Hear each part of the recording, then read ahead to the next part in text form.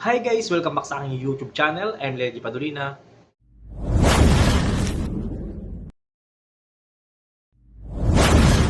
Kumusta na kayo guys? Sana'y nasa maayos kayong kalagayan. At gusto ko lang kayong kumustahin sa inyong mga trabaho. Ayos lang ba yung mga trabaho nyo sa ngayon? Ang pag-uusapan nga pala natin ngayon is sign na mga toxic ang kasama. Ayan. Sign na mga toxic ang ating mga kasama sa trabaho. Kasi ang dami nagko-comment sa atin, no? At ang dami ko rin nababasa na kaya naman daw nila yung trabaho sa pagiging service crew dito sa Jollibee, pero hindi nila kaya pakisamahan yung mga kasama nila na toxic. Ayan. Kasi yan talaga yung pinakamahirap sa lahat eh. Kahit na gaano kahirap sana yung trabaho natin, pero kung tayo nagtutulungan at nagkakaisa, is mapapadali yung ating mga trabaho, no? Pero kung mahirap na nga yung trabaho natin, diyadagdagan pa ng pahirap na kasama, puro pagbida-bida at pagsisip-sip sa mga boss natin, sinisiraan tayo, talagang napakahirap lalo ng ganong sitwasyon. So yun, kung bago ko pa lang sa aking YouTube channel, ay maaari bang subscribe mo ako para lagi kang updated sa ating mga ilalabas na video.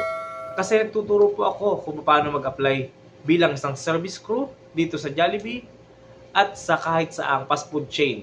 Kasi isa lang po yung standard natin na sinusunod pagdating sa fast food industry. So yun, huwag natin ito patagalin guys at umpisahan natin na kapag ito yung naranasan nyo, ay siguradong toxic ang mga kasama nyo.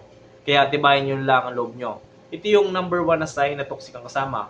Number 1, pinagkakaisahan ka nila. Ibig sabihin, kahit na ikaw ay nahihirapan na sa istasyon mo, hinahayaan ka nilang gumulong. Hindi ka nila tinutulungan. Pinipressure ka nila. Sinisiraan ka nila sa mga boss mo. Ayan.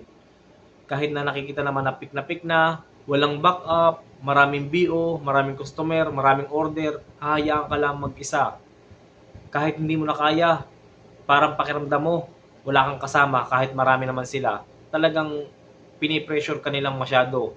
Yan yung sign na toxic yung inyong mga kasama kapag ganyan yung naranasan mo. Number 2, sinisiraan ka nila sa iyong manager. Ayan.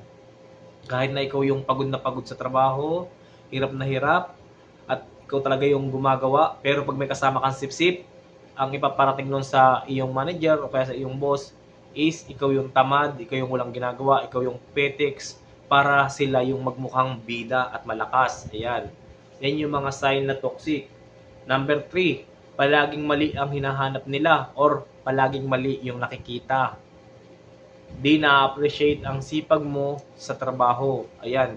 Kapag ganyan, yung napapansin nyo, parang pansin mo, parang lagi lang mali yung napupura sa'yo. Kahit ginagawa mo yung standard, kahit ginagawa mo yung trabaho mo ng maayos, palaging mali yung nakikita nila sa'yo. Sabihin yan, may inggit sa'yo yan. Tinotoxican yan.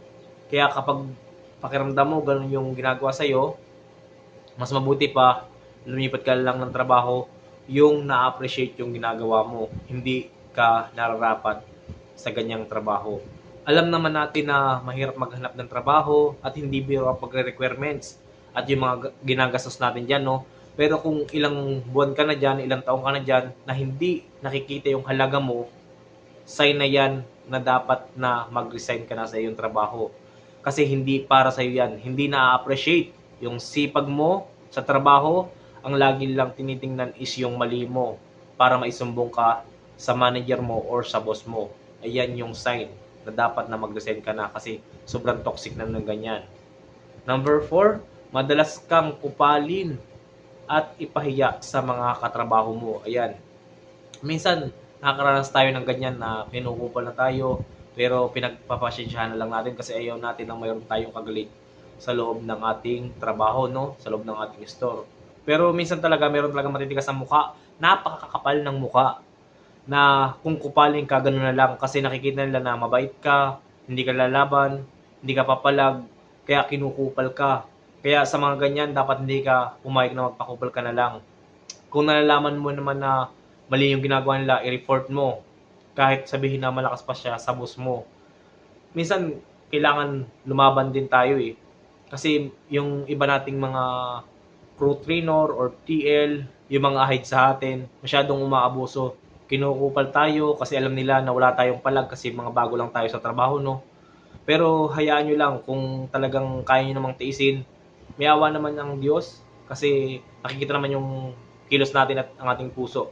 Diyos na ang bahala sa kanila. Lalo na kung ikaw naman ay mapagpakumbabang tao at alam mo naman sa sarili mo na hindi ka nanlalamang at hindi ka nang aapak na ibang tao. Hayaan mo lang.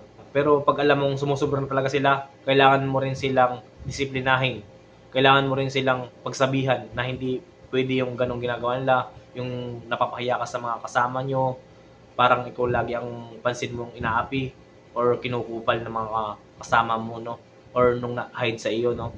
So, yun. Number 5, mararamdaman mong wala kang kwenta sa kanila. Kahit ano yung sipag mo, yung husay mo, yung galing mo, yung palagi mong perfect attendance, kahit na ginagawa mo yung trabaho mo, baliwala ang lahat ng yan kapag may taong naiinggit sa iyo.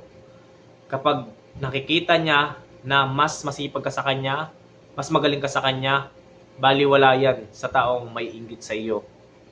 Sisiraan ka niyan sa boss mo, sasabihin, ikaw yung PTEX, ikaw yung walang ginagawa, ikaw yung walang alam, para ikaw yung malamangan. So kapag ganyan yung mga sitwasyon sa trabaho natin, no, sa inyong store o sa iyong in-applyan trabaho, dapat lang talaga na mag-resign ka na kung sakali man na talagang hindi na ikaw na-appreciate ng mga kasama mo, ng management nyo. So, sign na yan para umalis ka na sa yung trabaho kasi kung nakikita mo naman na araw-araw ganun, kaysa naman magtiis, mas mahirap yung nagtitiis kapag ganyang kinukupal ka. Alam ko na mayroon pang mas deserving na trabaho para sa iyo. So, humanap ka lang ng panibagong trabaho, yung nararapat sa sipag mo, yung deserve para sa iyo, katumbas ng yung sipag, ay katumbas ng yung sahod. Kasi minsan, sobrang pagod natin, sobrang dami natin trabaho, sobrang dami natin ginagawa, pero hindi deserve yung naranasan natin katulad ng sahod, pakikisama sa trabaho, kahit na ikaw na yung ginagawa yung tungkulin mo, sinisipagan mo, hindi ka ma-absent, pero pagdating sa mga kasama mong nainggit sa'yo, isa kang sagabal sa kanila, ihaharangin kanila, haharangin kanila sa boss mo para masiraan ka, para sirain ka, tapos ilagay ka sa posisyon na pinakambaba. So, ganun kasi yung reality ng buhay natin. Lalong-lalo na sa ating trabaho, no? Kapag nakitaan tayo magaling, so binabagsak tayo na may mga inggit sa atin.